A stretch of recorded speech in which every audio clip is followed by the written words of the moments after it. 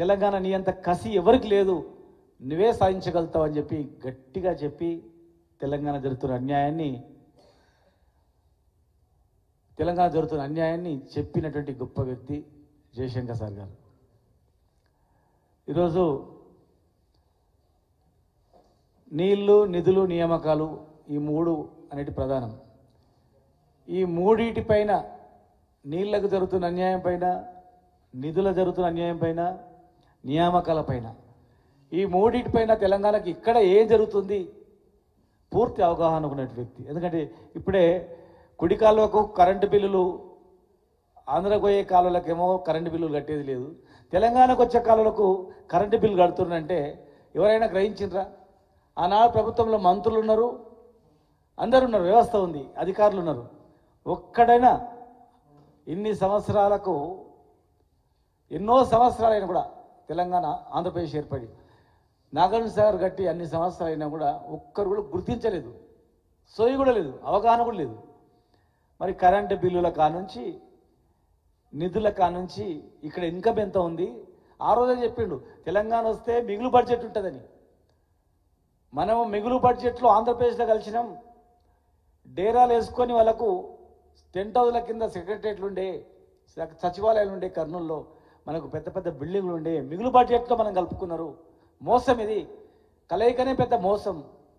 మళ్ళీ తెలంగాణ వస్తే బ్రహ్మాండంగా డెవలప్ చేసుకుంటాం, మనకు నిధులు ఉంటాయని, నిధులు వస్తాయని చెప్పి నీళ్ళు ఎట్లా వాడుకోవాలి, నిధులు ఎట్లా వాడుకోవాలి, తెలంగాణ వచ్చిన తర్వాత ఏమేం చేయాలో ఈరోజు కేసీఆర్ గారు అమలు చేసినటువంటి ఇరిగేషన్ ప్రాజెక్టు కావచ్చు, ప్రతి ఒక్కటి ఆ రోజే వచ్చిన తర్వాత ఇట్లా చేసుకోవచ్చని మేము చాలా సందర్భాల్లో దేవిప్రసాద్ గారు, స్వామిగౌడ్ గారు, మేమందరం కూడా తెలంగాణ వచ్చిన తర్వాత హైయెస్ట్ శాలరీస్ ఇద్దాం, తెలంగాణ వచ్చిన తర్వాత ఈ ప్రాజెక్ట్ కట్టుకుంటాం మాట్లాడుతున్నప్పుడు మేము ఒకసారి అనుకునేది మొఖాలు చూసుకొని, అసలు రాష్ట్రమే రాలేదు, వస్తుందో రాదు, వచ్చిన తర్వాత ఎట్లా చేయాలని ప్లాన్ చేస్తున్నారు చూడు, నిజంగా సాధ్యమవుతుందా అనేటువంటి సందర్భాలు కూడా కళ్ళారు చూసినాం.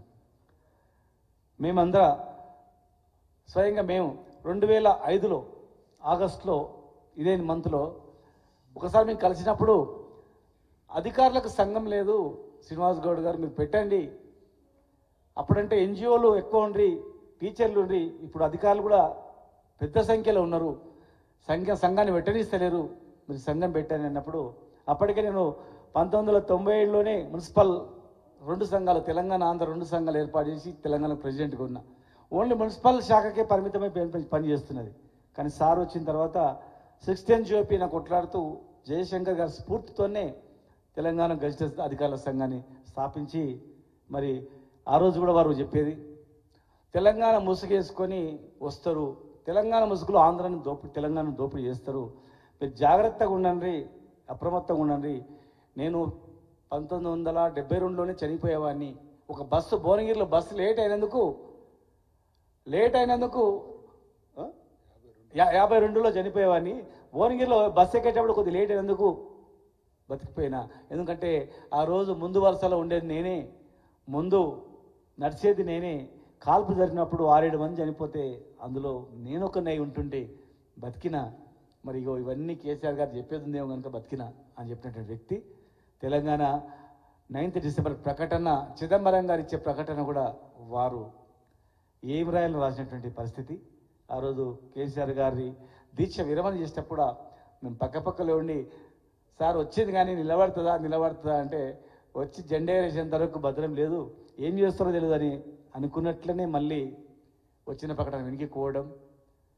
మరి వారు శ్వాస ఉన్నంత వరకు నిస్వార్థంగా కుటుంబమే తెలంగాణగా, భార్య పిల్లలు ఏం లేకుండా టోటల్గా ఆయన జీవితాన్ని తెలంగాణకు అంకితం చేసి మరి తెలంగాణ రావడంలో, కేసీఆర్ గారికి ముందు నడవడంలో ప్రధాన పాత్ర పోషించినటువంటి వ్యక్తి. ఈరోజు వారు లేకపోయినా వారి చరిత్ర అనేది వెలిగిపోయింది. సజీవంగా వారు లేకపోయినా వారి యొక్క ఆత్మ అనేది ఉంది. అందరం తలుసుకుంటాం. తెలంగాణ ఎక్కడ పోయినా కూడా సార్ ఎవరంటే జయశంకర్ సార్ అని. ప్రతి జిల్లాలో ఆయన విగ్రహాలు అయినటువంటి జిల్లానే లేదు. ఆయన స్ఫూర్తితో ముందుకు పోవాలి. తెలంగాణ వచ్చిన తర్వాత ఏం డెవలప్ చేయాలని చెప్పిండు. వచ్చిన తర్వాత ఎట్లా మళ్ళీ తెలంగాణ అల్లకల్లోలం చేస్తారని కూడా ఆయన ముందే పసిగట్టి చెప్పిండు. ఆయనది అనుకున్నట్లనే ఏదో మనం చాలా సందర్భాలు చూస్తూ ఉంటాం. కనుక తెచ్చింది గొప్ప కాదు, నిలబెట్టుకోవాలి, ఇంకా ముందు కొనసాగాలి, తెలంగాణను కాపాడుకోవాలి. తెలంగాణ ప్రతిష్టను ఎవరు దెబ్బతీస్తున్నా వాడిని తెలంగాణ ప్రతిష్టను, తెలంగాణకు ఎవరు అన్యాయం చేస్తున్నా ఎవరు వదిలిపెట్టొద్దు. తెలంగాణ మూలాలున్న వ్యక్తే తెలంగాణకు సోయి ఉంటుంది తెలంగాణ మీద. ఇప్పటికి కూడా రకరకాల ముసుగులు వచ్చి తెలంగాణను రకరకాల ఇబ్బంది పెట్టాలని కూడా ప్రయత్నం చేస్తూ ఉంటారు. కనుక ఆ రోజు ఈ రోజు ఉన్నటువంటి పరిస్థితులకు మనం ఊహించని పరిస్థితి 2014 కన్నా తెలంగాణ రాకముందు వచ్చిన తర్వాత. కనుక ఇంకా మనకు చాలా బాధ్యత ఉంది, మనందరూ కూడా ఇంకా బాధ్యత ఉంది. అనుకోకుండా ప్రజలు ఏదో ఊహతో భ్రమలో ఇంకా ఎంతో పెద్ద ఆశతో ప్రభుత్వాన్ని అప్పచెప్పిన భవిష్యత్తు తెలంగాణ మళ్ళీ మనదే బాధ్యత. ఈ రాష్ట్రాన్ని బాగు చేసే బాధ్యత కేసీఆర్ గారి నాయకత్వం మనకే ఉంటుంది. కనుక మన అందరం కూడా ఓపికతో ఉండాలని, కసితో ఆ రోజులు ఎదురు చూస్తూ మన ప్రయత్నం మనం చేయాలని చెప్పని